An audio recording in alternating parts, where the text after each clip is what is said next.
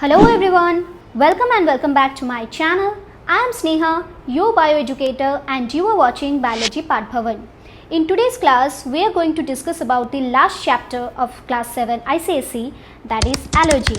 Before starting the class, I would request all the newcomers to subscribe to this channel because through this channel, your concepts will be crystal clear. So let's just not wasting the time and jump into the video. Oh wow, what a pleasant weather. Bunty is out for a walk with his dog. But, oh no! Suddenly he got some rashes over his body and started sneezing. But what does this indicating? Wait, did you notice that lady doesn't affect it? I think he catches some allergy. But what does this mean? So today, let's discuss about this topic, allergy. So for this, first of all, we have to know that where does the word allergy came from. Okay, so the word allergy was introduced by Venus pediatrician Clemens von Parquet in 1906. 1906 में Clemens von पार्क्वेट एक Venus paediatrician ने ये concept को introduce किया था. अब कैसे introduce किया? उनके बहुत सारे पेशेंट्स थे. ऐसे type of patients those were hyper sensitive to some particular substances that are not usually harmful.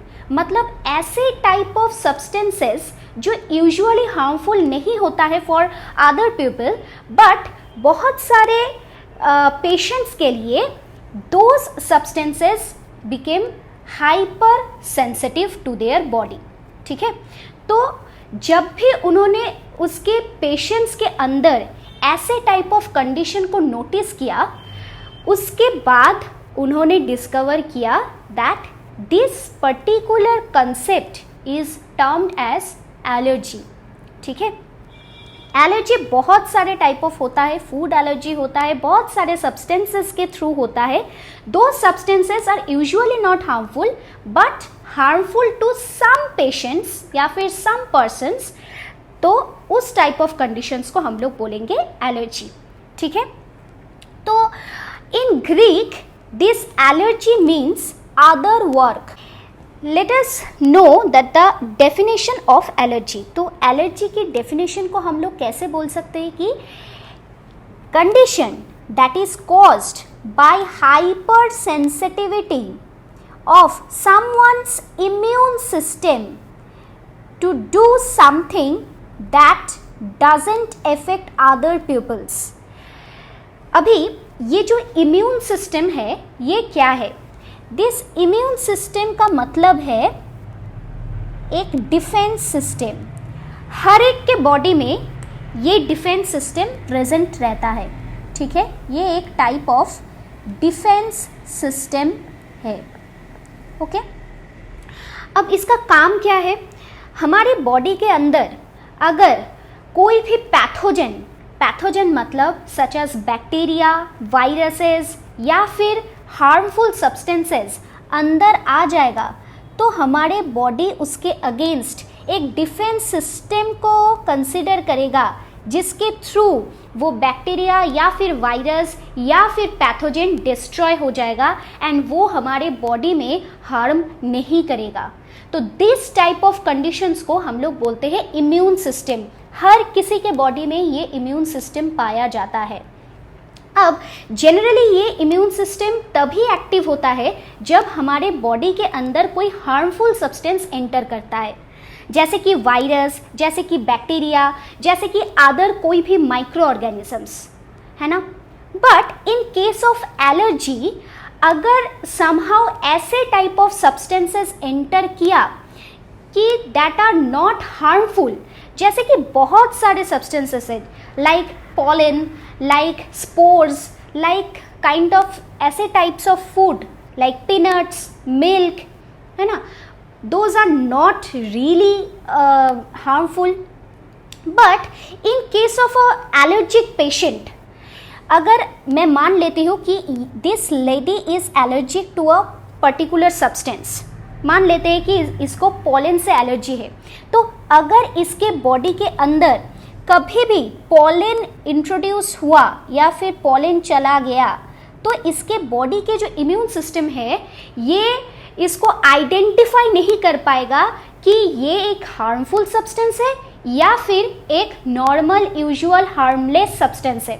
तो इसके इम्यून सिस्टम इस पॉलन के अगेंस्ट डिफेंस क्रिएट करेगा एंड इसके वजह से इस लेडी को एलर्जिक कंडीशंस शो होना चालू हो जाएगा।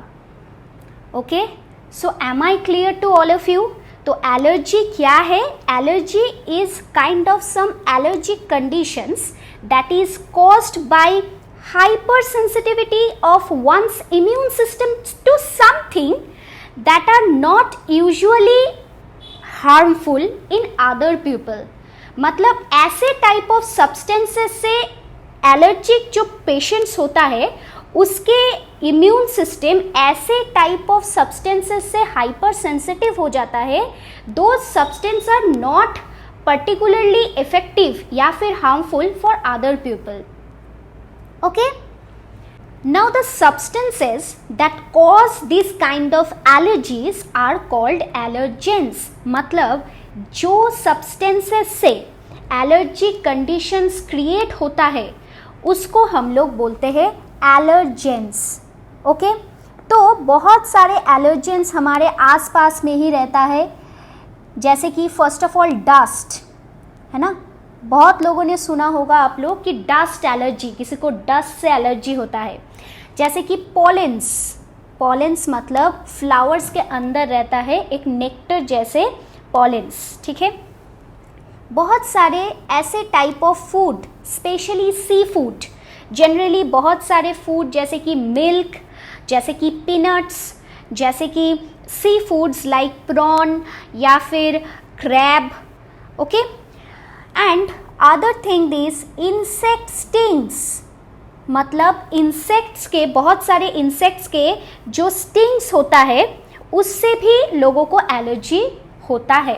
तो these all are some allergens। Generally they are not harmful but they are create some allergic reactions in case of some people। Okay, now let's see how does this allergen creates an allergic reactions to our body। मतलब हमारे body के अंदर ये allergens कैसे allergic reactions को create करता है, इसके लिए थोड़ा विजुअलाइज करके पढ़ते हैं। देखिए, ये है रामू, इसके बॉडी के अंदर बहुत सारे एलर्जेंस एंटर कर रहा है, एंटर कर भी गया। अब इसके बॉडी के जो इम्यून सिस्टम है ये ग्रीन कलर के, ये इसके साथ जुड़ के क्रिएट करेगा हिस्टामिन। इसके ब्लड वेसल्स के अंदर ये हिस्टामिन को रिलीज करेगा। इसी पर्टिकुलर हिस्टामिन के वजह से उसके बॉडी में बहुत सारे एलर्जिक कंडीशंस देखने को मिलेगा। जैसे कि यहाँ पे देखिए रेड रैशेस आ गया है ना, रेड रैशेस हो गया, तो इसको हम लोग लिख सकते हैं रैशेस। फिर इसको स्नीजिंग भी होगा, स्नीजिंग, है ना। और क्या होगा, शॉर्टनेस ऑफ ब्रीथ, मतलब ब्रीदिंग प्रॉब्लम, है ना। तो ऐसे बहुत सारे एलर्जिक कंडीशंस क्रिएट होगा। तो चलिए अब स्टेप बाय स्टेप इसको देख लेते हैं। तो पहला क्या है, allergens introduced in the body. पहले एलर्जेंस जैसे कि पॉलेंस, जैसे कि फूड्स, बहुत सारे फूड्स है, जैसे कि और भी स्पोर्ट्स है ना, डस्ट, अगर बॉडी में इंट्रोड्यूस्ड पहले करेगा, ठीक है।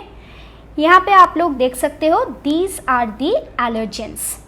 मैंने साइड में डायग्राम भी दे दिया है, ठीक है।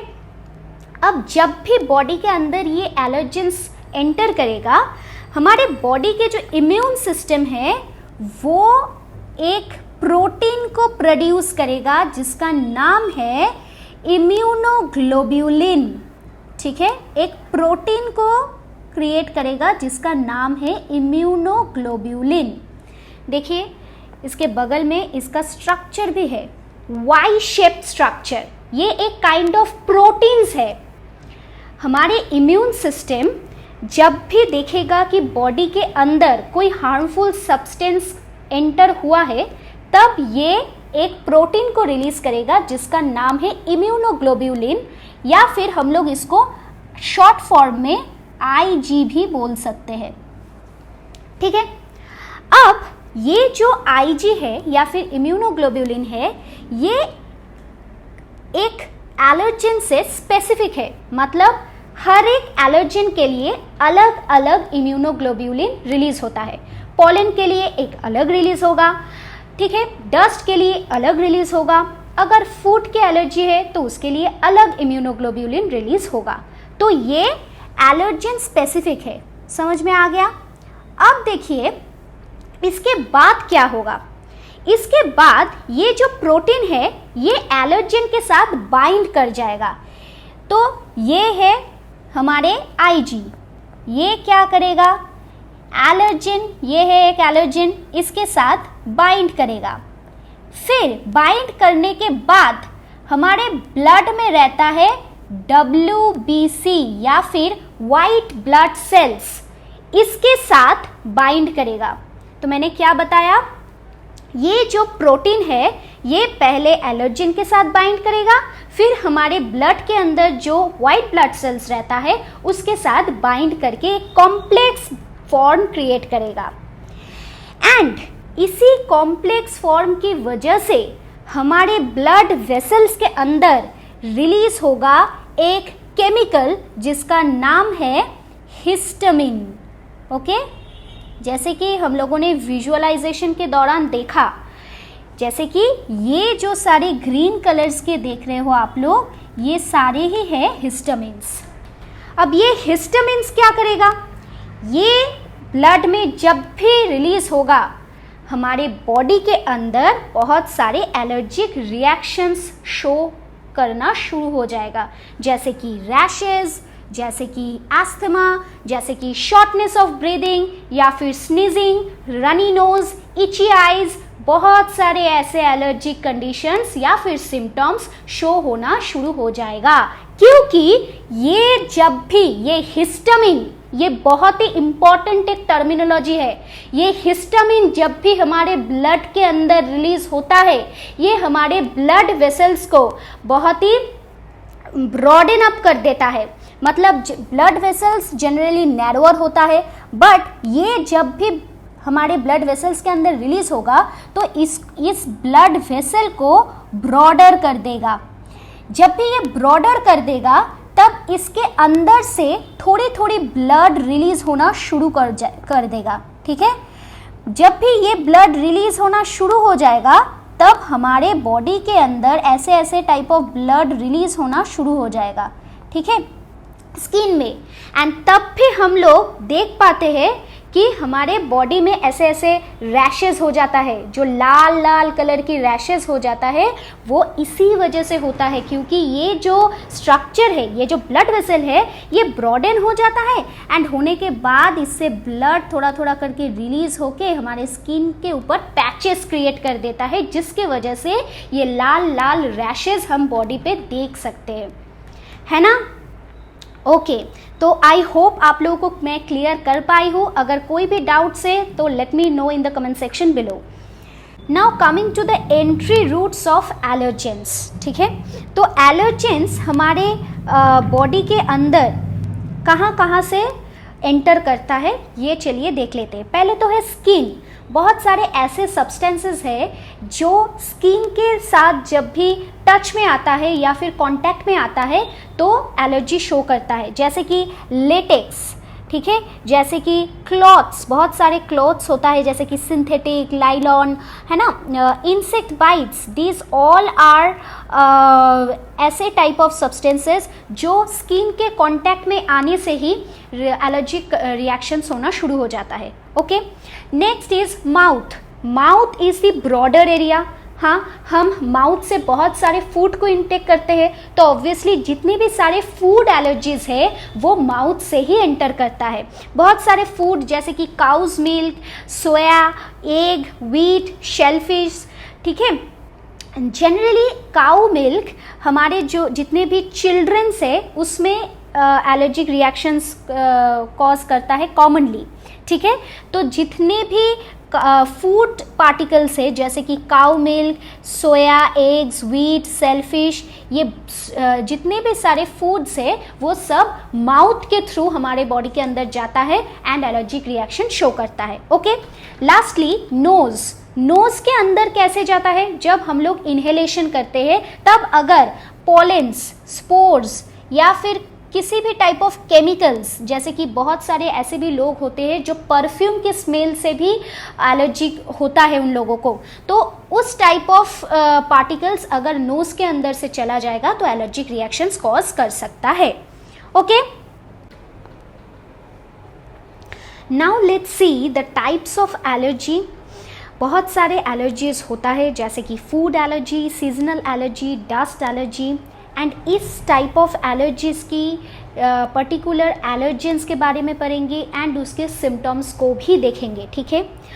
एंड ये जो चार्ट मैंने यहाँ पे दिया है ये सेलेना के बुक में है। अगर आप में से कोई भी सेलेना की बुक पढ़ रहे हो तो उसके अंदर ये चार्ट दिया हुआ है, उसमें से आप लोग देख सकते हो, ठीक है। तो फर्स्ट ऑफ ऑल आते हैं फूड एलर्जी में। Food allergy obviously caused by some food substances, right. तो कौन कौन से हैं? जैसे कि milk, wheat, sea food, nuts etcetera. Okay, तो मिल्क से जो सिम्टम्स होता है दैट इज वॉमिटिंग, ठीक है।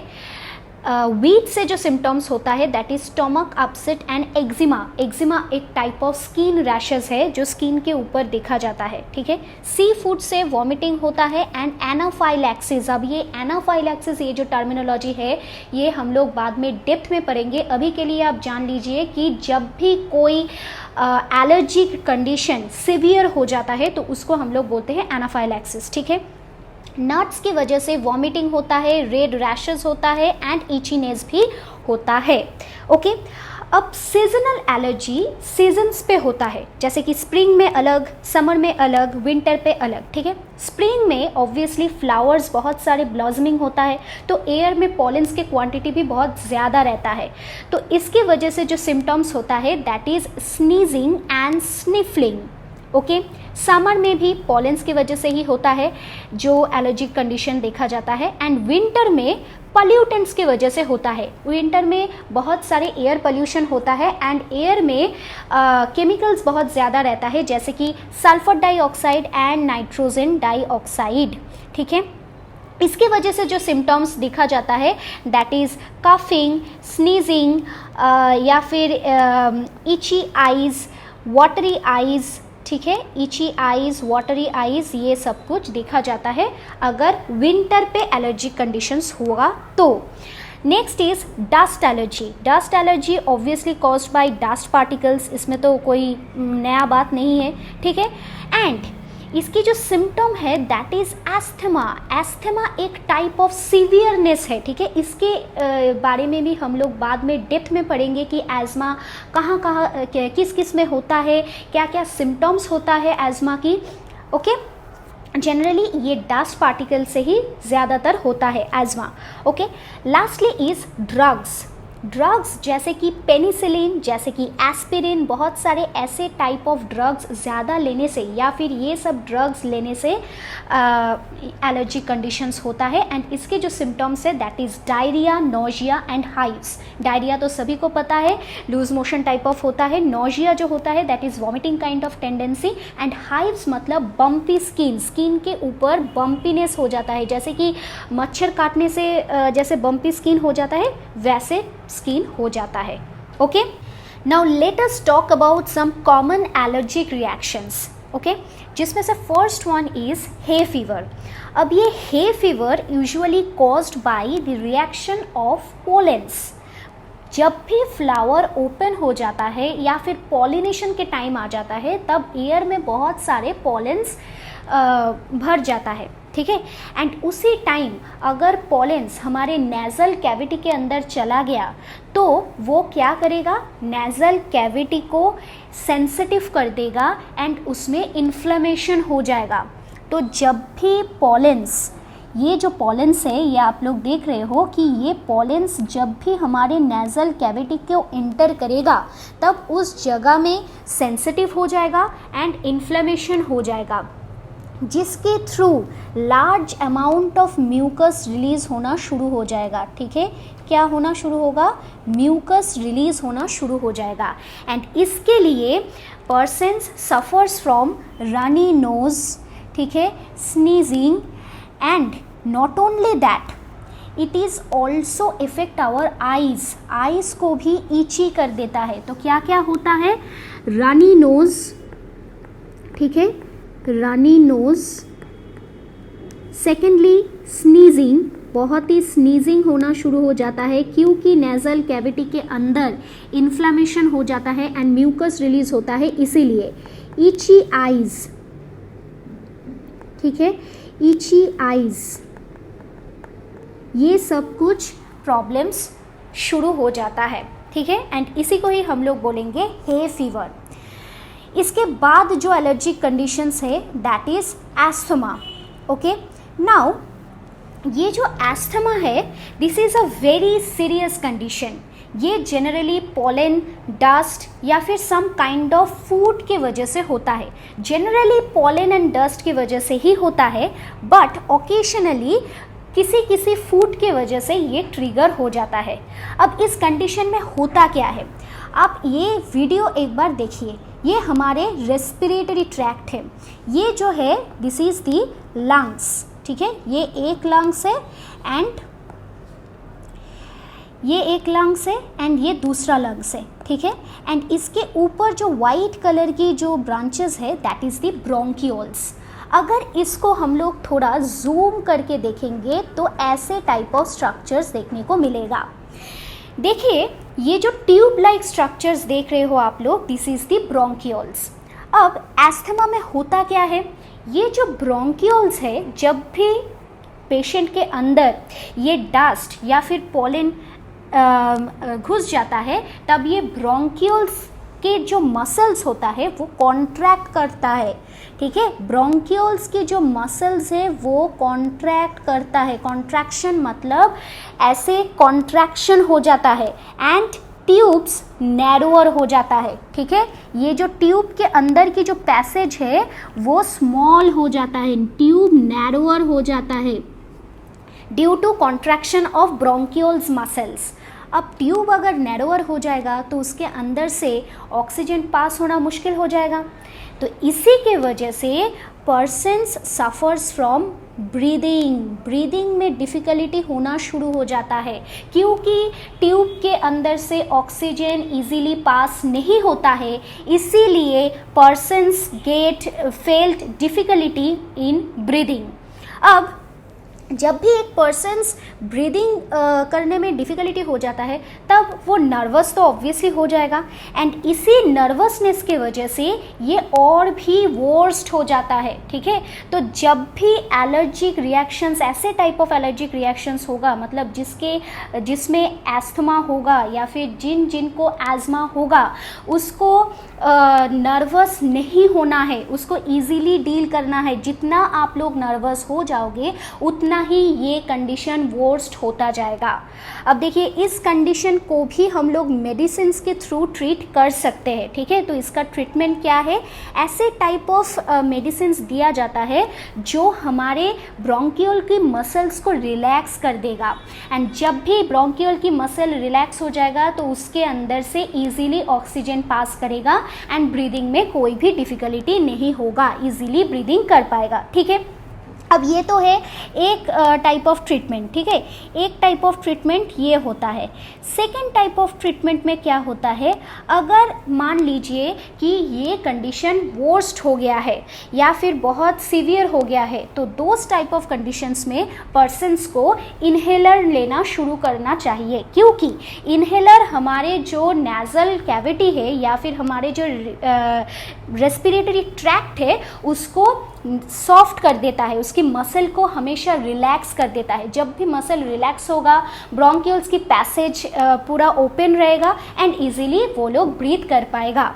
ठीक है, तो ऐसे ही हम लोग एज़मा को ट्रीट कर सकते हैं। सो आई होप मैं आप लोगों को क्लियर कर पाई हूँ। अब नेक्स्ट जो कंडीशन है दैट इज़ दी हाइव्स। अब हाइव्स क्या है? This is a outbreak of swallow and pale red bumps on the skin। Skin के ऊपर बहुत सारे ऐसे रेड पैचेस दिखा जाता है, बम्पी स्किन हो जाता है एंड swollen हो जाता है, उस एरिया पे swollen हो जाता है। ठीक है, तो ये क्यों होता है?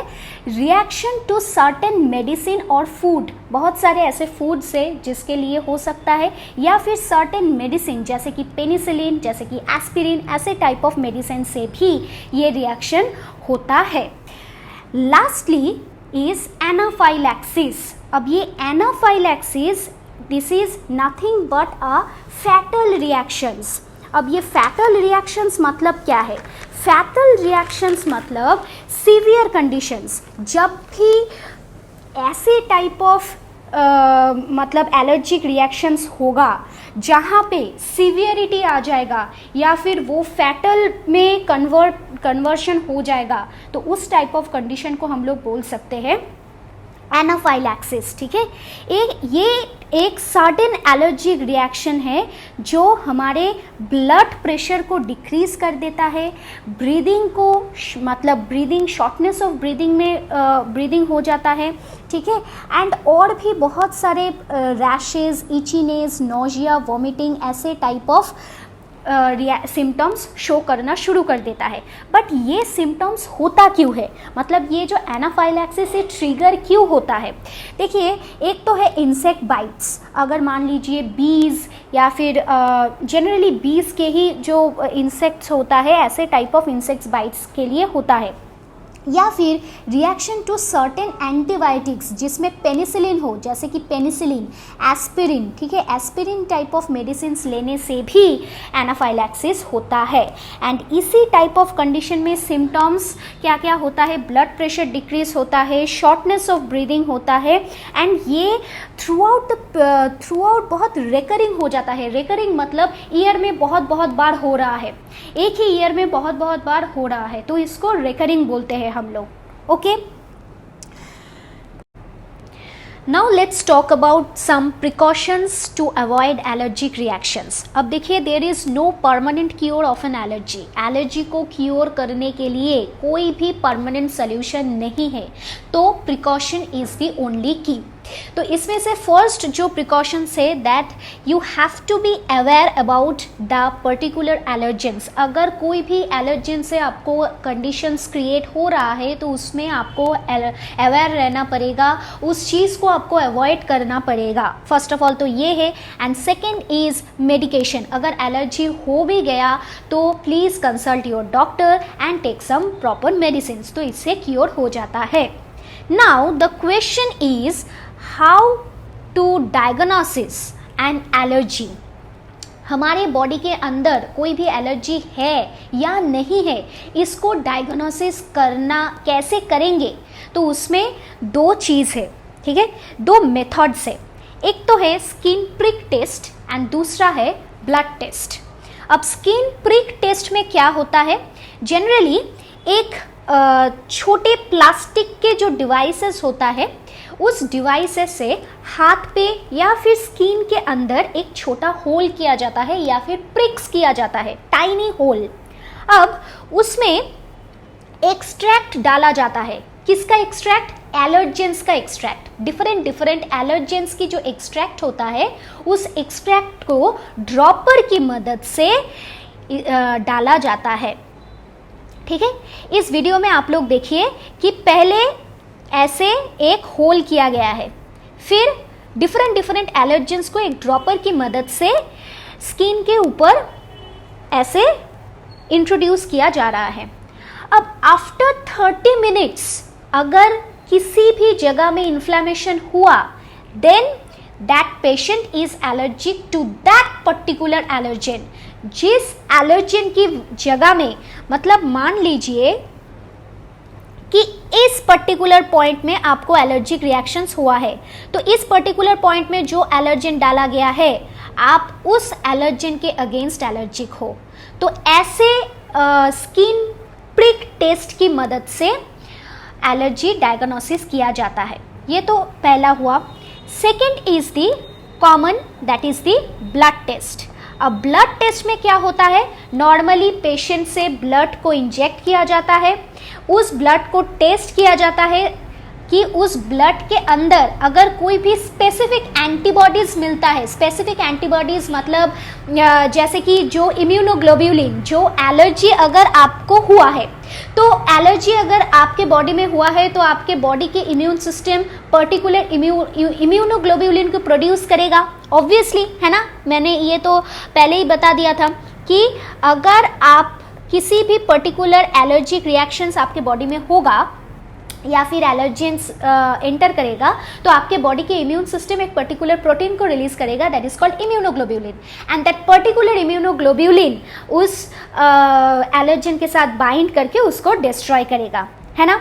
तो अगर उस टाइम आप ब्लड टेस्ट करेंगे एंड उस ब्लड में इस पर्टिकुलर टाइप ऑफ एंटीबॉडीज देखा जाएगा, तो उसी से doctors will be sure that this particular antibodies is for that particular antigen, क्योंकि ये तो एलर्जन स्पेसिफिक होता है। ये जो एंटीबॉडी होता है ये एंटीबॉडी एलर्जन स्पेसिफिक होता है। हर एक एंटीबॉडी एलर्जन स्पेसिफिक होता है, मैंने ये पहले भी बोला था, ठीक है। तो हर एक एलर्जन के लिए अलग अलग एंटीबॉडी होता है। तो अगर ब्लड टेस्ट करने के बाद एक एंटीबॉडी मिलेगा तो उस एंटीबॉडी से ही पता चल जाएगा कि हाँ ये पर्सन उस पर्टिकुलर एलर्जन से एलर्जिक कंडीशंस क्रिएट हुआ है। ओके, सो आज का टॉपिक यहीं पर ही खत्म होता है। I hope all of you are enjoying this video. If anyone have any doubts, do let me know in the comment section below, and please do like, share and subscribe because a little support from you guys gives me a lot of motivation. Stay tuned for more such videos. Thank you.